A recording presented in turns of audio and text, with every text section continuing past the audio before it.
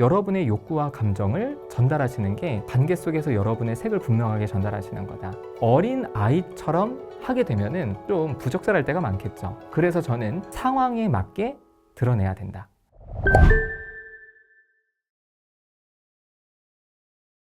우리가 대화를 하다 보면은 많은 오해들이 생기기도 하는데요. 오해를 부르는 대화는 가장 대표적으로 단정적인 혹은 판단적인 발언임을 알 수 있습니다. 어떤 현상에 대해서 새로운 가능성을 열어두지 않고 너는 이래 라는 상대방에 대한 판단 혹은 야, 내 입장은 말이야, 나는 이런 사람이야, 내 뜻은 이래, 자기 자신에 대한 굉장히 단정적인 발언은 관계에서 오해를 불러일으키기 쉬운데요. 사람들은 보통 칭찬이 좋다고만 생각을 합니다. 왜냐하면 칭찬은 그 사람에게 긍정적인 평가를 주는 것이고, 또 우리는 가볍게 생각했을 때 사람들은 모두 좋은 평가를 받고 싶어 한다고 생각하니까요. 자, 그런데 저는 이 칭찬 역시 상대방에게 오해를 불러일으킬 수 있다라는 생각을 합니다. 저는 개인적으로 어렸을 적부터 공부를 굉장히 잘하거나 굉장히 사람들한테 좀 인정을 받거나 이런 사람은 좀 아니었습니다. 자, 그래서 저는 나도 칭찬을 좀 받고 싶다. 칭찬받으면 굉장히 좋겠지 라고만 생각하고 살았는데요. 그런데 제가 사람들을 만나서 그 사람들의 삶의 이야기를 듣다 보니까 놀랍게도 칭찬을 받았는데 굉장히 힘들어하는 친구들을 많이 만날 수 있었습니다. 전 처음에 이해가 되진 않았어요. 아니, 좋은 평가를 받고 또 사람들로부터 굉장히 그 관심과 기대를 받았는데 왜 그렇게 힘들어할까? 그래서 어떤 친구가 이런 얘기를 하더라고요. 굉장히 이 중고등학교 때에도 공부를 잘했고 대학에서도 굉장히 공부를 잘하는 친구였는데 이 친구는 자기가 좋은 성적을 받을 때마다 부모님이 잘했다. 역시 우리 아들, 우리 딸 대단하다. 너는 크게 될 거야. 야, 엄마 아빠가 너한테 기대한다. 이런 어떤 이야기를 들었습니다. 그런데 이 친구가 아주 어렸을 적에는 자기가 칭찬을 들었으니까 기분은 좋았지만 그것이 반복되면 반복될수록 자기가 부모님의 기대에 부응하지 못하면 어떡하나, 혹은 내가 사실은 이렇게 좋은 평가를 받고 있지만 사실 내가 별로인 사람이면 어떡하나, 내가 앞으로도 이렇게 좋은 수행을 내지 못한다면 부모님은 나를 사랑하지 않는 게 아닐까? 나는 꼭 공부를 잘해야 되고 나는 항상 성실해야만 사랑을 받을 수 있는 사람인가? 라는 생각 때문에 나중에는 칭찬을 받을 때마다 굉장히 고통스러워 하더라고요.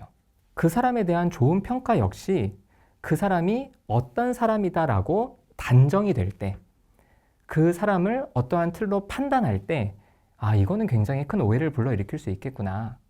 그래서 제가 이런 친구들의 부모님을 좀 모셔오라고 할 때가 있습니다. 부모님은 사랑으로 자녀를 대하시고 자녀에게 긍정적인 이야기를 하셨겠지만 사실 그런 칭찬의 말이 자녀에게 굉장히 큰 고통을 불러일으킵니다. 그러니 좀 다르게 표현을 해보시죠 라고 이야기를 하면은 부모님들은 굉장히 충격을 받습니다. 아니, 자기는 굉장히 좋은 의도로 너무 사랑하는 마음으로 그렇게 얘기했는데 그게 왜 문제가 되냐? 그게 뭐가 잘못된 거냐? 라고 굉장히 의아해 하시죠. 저는 그럴 때 말씀드립니다. 사랑하는 사람을 단정 지을 때 그것이 좋은 평가이더라도 사람은 기본적으로 자신이 단정 짓는 것을 굉장히 힘들어하기 때문에 그것이 큰 고통을 불러일으킵니다 라고 말씀을 드려요.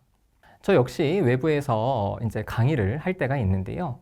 강의를 이렇게 마치고 나오던 길이었습니다. 제가 이렇게 지하철로 집에 가기 위해서 걸어가고 있는데 제 강의를 들으시던 분들이 이렇게 같은 방향으로 가게 됐어요. 그러니까 제가 옆에 가는 걸 보시고 어떤 분이 저한테 그러시는 거예요. 강사님, 작가님, 오늘 강의 정말 최고였어요. 강사님 강의 100점 이러면서 가시는 거예요. 저는 그때 굉장히 오묘한 기분을 느꼈습니다. 일단 내 강의가 좋았다고 하니까 저도 기분은 좋죠. 그런데 순간 어떤 생각이 들었냐면 아니, 저분이 내가 강의에서 전달하고자 하는 그 내용보다는 이 강의의 완성도에 대해서 평가를 하고 계셨나? 라는 생각이 드니까 별로 그렇게 기분이 좋지 않더라고요. 자, 그래서 오해를 부르는 대화는요, 단정적인 대화입니다. 그런데 이 칭찬만 그러냐? 그렇지 않습니다. 사랑하는 마음으로 조언을 해줄 때라도 사실은 그 조언이 그 사람을 단정 지을 때 그 대화는 오해를 불러일으키죠. 그래서 보통 뭐 어른들이나 혹은 선배들이 후배나 혹은 친척, 조카나 이제 이런 사람들한테 야, 너 뭐 취직 안 하냐? 너 언제까지 그렇게 놀 거야? 야, 너 뭐 결혼 안 해? 또 결혼한 사람들한테는 뭐 아이 안 낳아? 야, 너 그렇게 살면 안 된다. 사실은 그 마음 자체는 굉장히 좋은 마음입니다. 그러니까 상대방한테 스트레스를 주려고 하는 마음이 아니라 물론 좀 스트레스가 될지라도 네가 이것보다는 더 잘해야 돼. 그런 조언, 충고 이런 것들을 하죠. 하지만 이런 조언이나 충고받고 기분이 좋은 사람은 없습니다. 그래서 그 선배나 친척 어른들을 자꾸 피하게 되죠. 자, 이렇게 단정적인 혹은 판단이 포함된 발언들은 오해를 불러일으키는데요. 자, 이렇게 단정적인 발언이 상대를 향할 때 오해를 불러일으키고 여기에 더해서 나 자신에 대해서 이야기를 할 때도 오해가 일어납니다. 보통 대화법을 이렇게 듣다 보면요. 많은 대화법에서 자신의 감정과 욕구를 전달할 때는 I 메시지, 나 전달법으로 말하세요 라고 이야기를 합니다. 다시 말해서 나는 지금 기분이 안 좋아. 나는 좀 속상해. 나는 이걸 원해. 라고 하면서 문장의 주어에 나라는 표현을 분명히 넣고 자신의 욕구와 감정을 전달하라고 하죠. 영어 같은 그런 서양 언어권에서는 굉장히 효과적입니다. 영어를 예로 들어보면요. 영어는 항상 주어가 빠지지 않습니다, 문장에. 심지어 주어를 갖다 넣을 수 없는 상황에서도 영어에서는 주어를 갖다 넣습니다. 예를 들어서 비가 온다. 영어로 하면은 It is raining 이렇게 얘기를 하죠. 여기서 말하는 it은 그것이 아닙니다. 비인칭입니다. 아무것도 지칭하지 않아요. 하지만 문장에서 주어가 빠지면 문장이 되지 않기 때문에 그렇게 비인칭을 갖다 넣어서라도 문장을 만드는 것이 이 영어의 어떤 어법이죠. 그런 문화권에서는요, 나는 이렇게 나라는 I라는 분명한 주어를 갖다 넣었을 때 사람들이 아, 너는 그렇구나. 그래, 그럴 수 있지. 이렇게 공감과 이해를 하게 됩니다. 그런데 우리나라 문화권의 언어는요, 우리나라 언어는 주어 생략이 보편적입니다. 그래서 사람 말을 잘 들어야 돼요. 저 사람이 지금 자기 얘기를 하는지, 내 얘기를 하는지, 주어가 모호합니다. 이런 상황에서 나는 이걸 원해. 나는 화가 났어. 나는 그게 아니라고. 나는 이라고 할 때마다 사람들이 너 지금 변명하는 거야? 그래, 너는 그런데 어쩌라고 하면서 또 다른 오해를 불러일으키기도 합니다. 나에 대한 단정적인 발언이 내 마음을 잘 전달하는 대화가 될 때도 있지만 때로는 나를 방어하고 변명하면서 상대적으로 이 상황의 책임을 상대방에게 돌리는 듯한 그런 오해를 불러일으키기도 합니다. 그래서 오해를 부르는 대화법, 가장 대표적인 것은 나 혹은 타인에 대해서 단정적이고 판단적인 그런 발언이 오해를 부르는 대화법이라고 할 수 있습니다.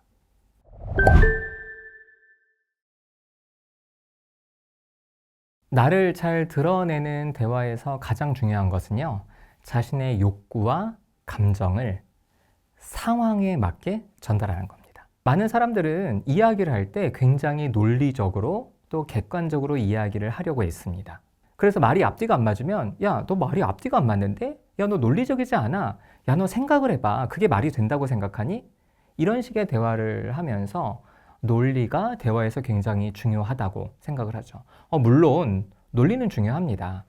말의 앞뒤가 굉장히 다르고 이 사람이 내 앞에서 하는 말과 내 뒤에서 하는 말이 다르다면 그건 우리에게 굉장히 큰 혼란스러움과 어떤 갈등들을 주니까요.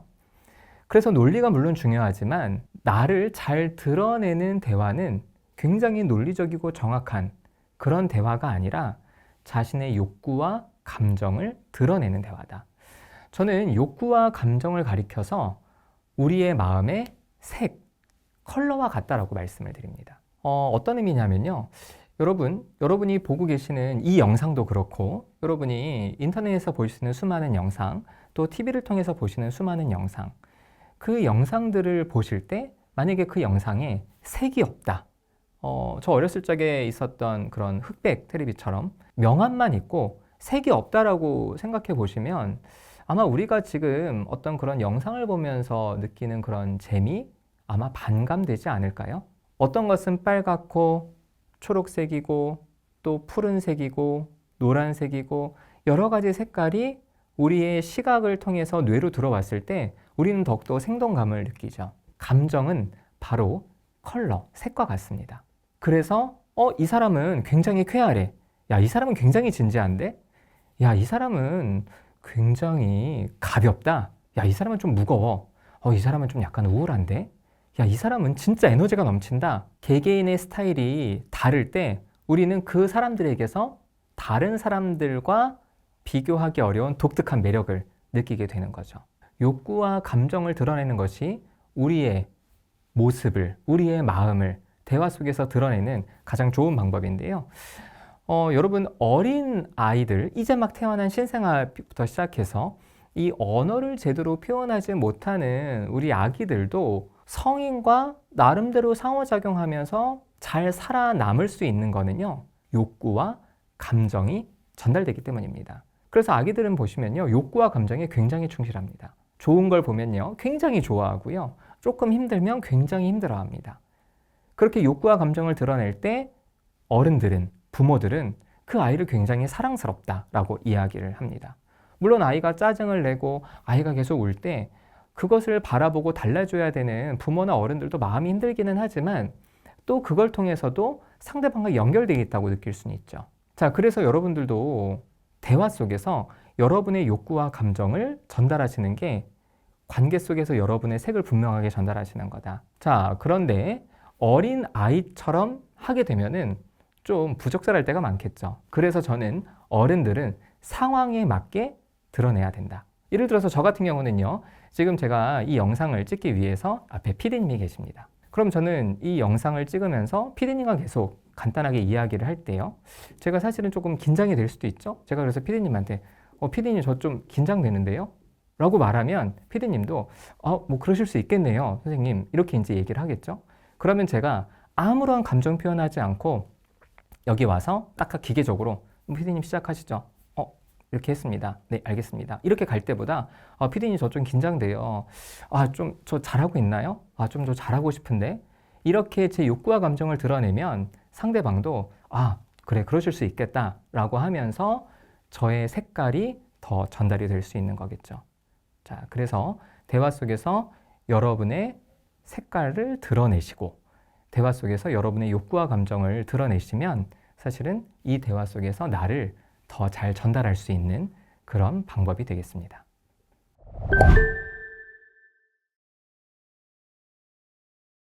욕구와 감정을 표현하기 위해서는 먼저 자신이 알아차려야 되죠.